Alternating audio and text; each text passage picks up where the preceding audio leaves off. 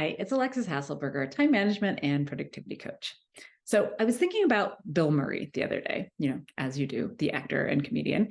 I love Bill Murray. I love almost all of his movies, and I think that he's kind of a fascinating person. So we'll leave that aside. But I was thinking about Bill Murray, and I was thinking about productivity, and I was thinking about stress, and I was thinking about time, and I was thinking, actually, we can learn a couple of lessons from Bill Murray. There's probably more than this, but I was thinking about two in particular. And so I want to share those with you. So the first one comes not from Bill Murray, the human, but from Bill Murray, a character. And the character in that movie, What About Bob? Now, do you remember this movie? It also stars, I think, Richard Dreyfuss. It's probably from the early 90s. And in it, Bill Murray plays a guy who has some serious anxiety problems, and he also struggles with OCD. And the other character is his therapist, and his therapist has this book called Baby Steps. And it's, the movie is hilarious, but also there's some valuable stuff in there, right? So if you haven't seen it, go see it. But if you have, that's the TLD, or if you haven't, that's the TLDR, so that we can kind of move forward. So this plot line is that, his therapist is kind of start helping him to make progress with his OCD, among other things, in terms of baby steps, right? And I thought, baby steps are so important. They're so important for all of us. When we want to build habits, if we try to, or we want to change the way that we're doing something, change practices that we have, if we try to go from, 0 to 100 right away, we can probably force ourselves to do that for some very short amount of time, right? But it's not going to be a sticky habit, right? We're going to revert back as soon as, there's a wrench thrown in our system. What we want to do is to build habits over time. We want them to be smaller steps, more incremental, so that we actually build a sustainable habit, a sticky habit. It's this whole idea of baby steps, right? This is not a new concept, right? But when we think about it, right, let's just say your one habit that you would like to build is meditating, right? And let's say you want to meditate 20 minutes a day.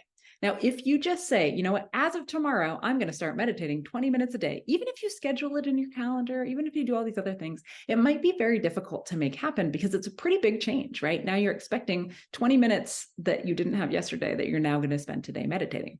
But what if instead you just said, yep, I want to get up to 20 minutes, but instead of doing that, I'm going to start with 1 minute a day, right? Because I know that I can do 1 minute a day, right? I don't know if I can do 20 minutes a day.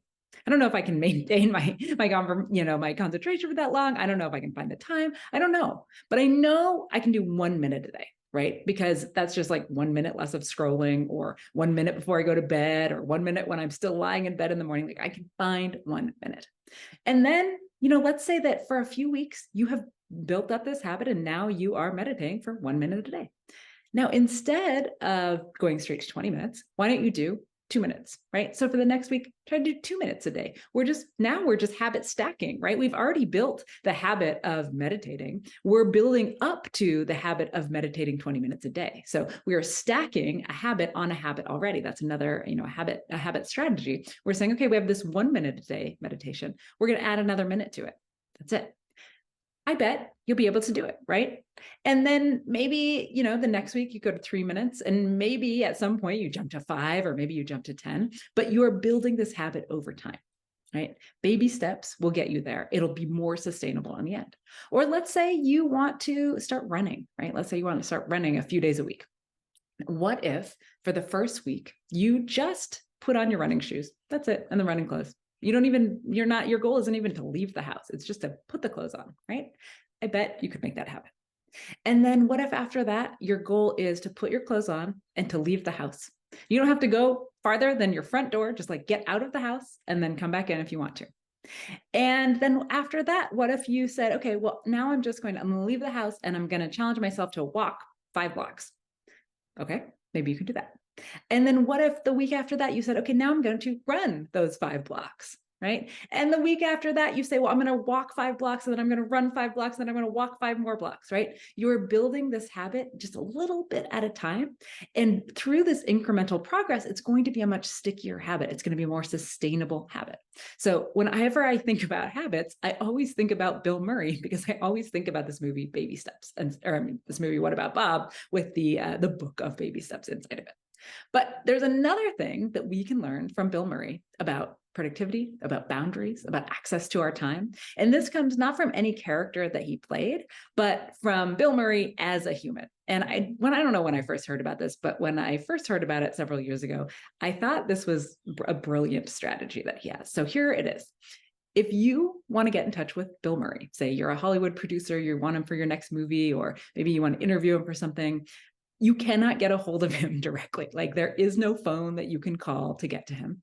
He has a 1-800 number, and all you can do on that 1-800 number is leave him a voicemail, right? And if he's interested, he'll get back to you.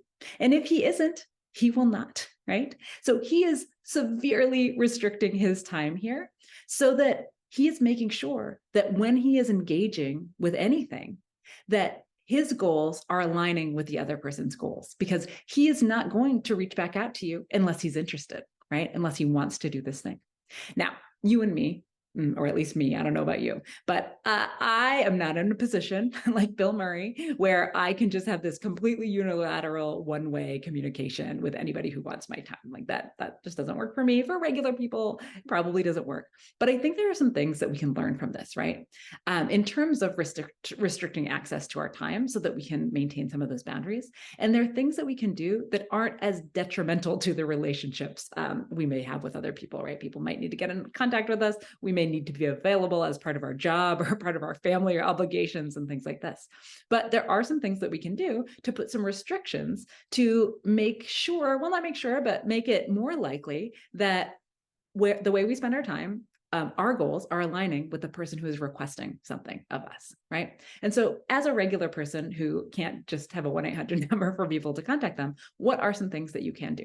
So one of the things is to process your messages, your email, your Slack, et cetera, instead of checking, right? So instead of having notifications where you get a notification every single time a message comes in or an email comes in, and then you look at it and you decide whether you're going to deal with it then or not, instead, process your messaging. So a few times a day, block some time for email, Slack, text, all your communications, and don't have the notifications on in the other times. Now, your mileage may vary depending on your job, but I'm going to guess that you probably can get away with being with not being less responsive. You'll probably be more responsive this way, but you can probably get away with processing your messaging between 2 and 5 times a day. Right? Just depends on what your situation is. And maybe you're going to need to check Slack or Teams a little more often than you would process email, just depending on what the norms are at your organization. But you can process messaging and then get back to people on your own time, right? I would argue that you are going to be more responsive to people by using this method than by constantly checking every time something comes in. Because when you check every time something comes in, or when you check 37 times a day, even if you aren't checking just based on notifications, we're just like seeing this, we're saying, no, not now, and we leave it. And then once it's fallen off the first page, maybe we never get back to them, or maybe we get that email a couple days later saying, hey, just bumping this to the top of your inbox. If you're processing and your goal is kind of get down to 0 every time you're in there, then you are going to be making much better decisions about how your time is spent when it comes to these types of communications. Now, you can also use your phone to set some boundaries for you. So personally, my phone is like always on silent, right? Unless I'm expecting a call, or unless, it's somebody who is on my, VIP list comes through, right? So my kids' school, my kids, my husband, etc. But my phone is mostly on silent. You could use Do Not Disturb, and you could use the emergency bypass feature.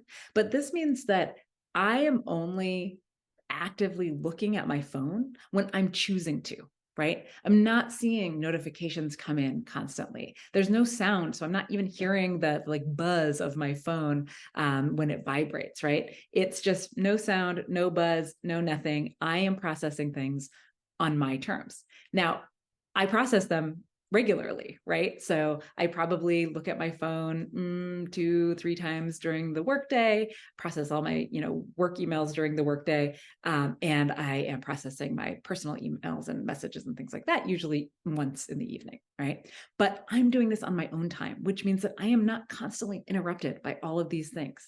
Now, when you look at the data, that when we get interrupted, when we get pings and dings, et cetera, that each interruption on average costs us 23 minutes, we can see why getting constantly bombarded by this stuff is so detrimental to our ability to get things done, and therefore our ability to have more time to do the things that we want. So we can use do not disturb. We can use that emergency bypass feature to make sure that people who are really important to us, where there might be some emergency situation, can get through to us. Now, another thing you can do, and this applies, to some people, but not to others, is if you have an executive assistant or an assistant of, a virtual assistant or something like that, you can use that person to be the heavy, right? To protect your time for you. You can set up some guidelines about what what is worth it to get on your calendar, right? Or when they should reach out to you versus when they should just say no.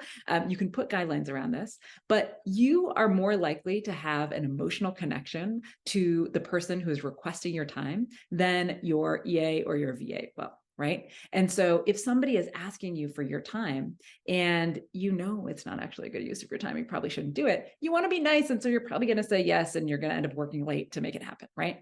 But if your VA or your EA has access to your calendar and they know these are the types of things that get on the calendar and these are the types of things that don't, or when things can go, then they don't have that emotional connection to those requests. So they're able to be much more logical about it, thereby protecting your boundaries better than you can yourself.